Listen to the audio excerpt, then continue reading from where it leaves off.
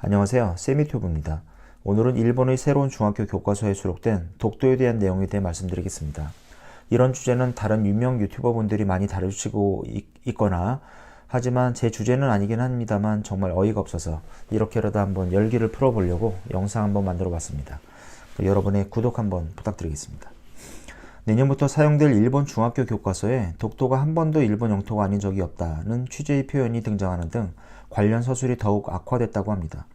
지난해 일본의 대한국 수출 규제뿐만 아니라 코로나 사태가 발생하자 일본의 한국인 입국 금지로 더욱더 열받는 상황이 되어버렸습니다.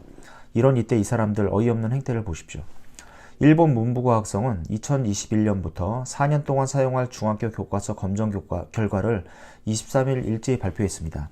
한겨레 보도 내용을 보면 중학교 사회과의 역사 7종, 지리 4종, 공민 6종 등 세 과목 검정본을 살펴본 결과 독도가 일본 고유 영토이며 한국이 불법 점거하고 있다는 주장이 이전보다 강도 높게 서술되고 사진 등의 시각물 사용도 늘었다고 합니다.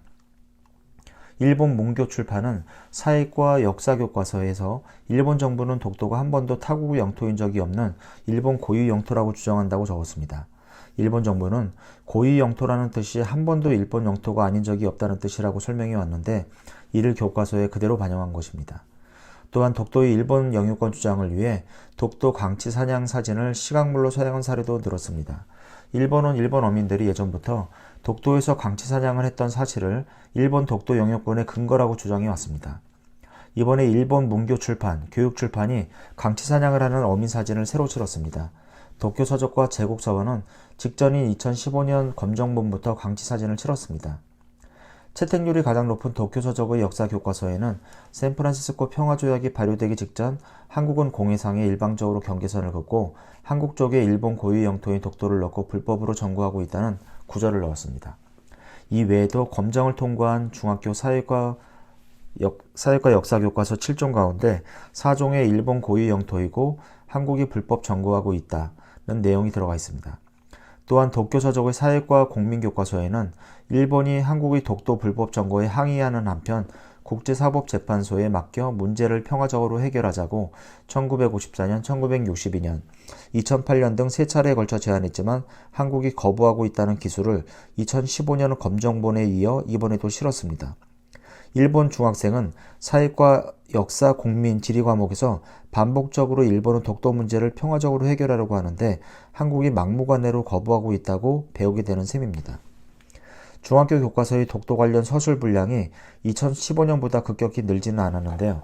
아베 신조 일본 정부 들어서 초, 중, 고 교과서 개학 작업이 한 차례씩 이미 완료됐기 때문입니다. 아베 정부는 지난 2014년 2월 학습 지도 요령 해설서와 교과서 검정 기준, 그리고 2017년과 2018년엔 법적 구속력까지 있는 학습 지도 요령을 개정해 독도가 일본 고유 영토라고 교육하도록 했습니다.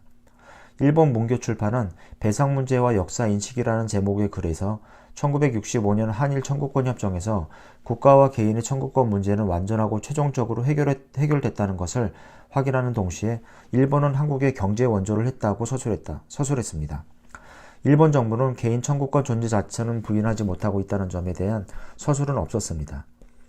양기호 서울회대 일본학 교수는 이번 교과서 개정에 대해 한일 관계에는 악재다. 한일 청구권 협정이 서술됐는데 일본이 역사나 영토 문제에 대해 절대 양보하지 않겠다는 메시지를 분명히 한 것 같다고 말했습니다. 또한 독도도 처음엔 영토 분쟁이 있었다 정도로 출발했는데 지금은 한국을 불법 국가로 취급하고 있다고 지적했습니다.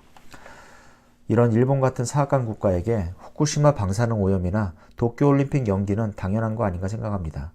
지금까지 세미튜버였습니다.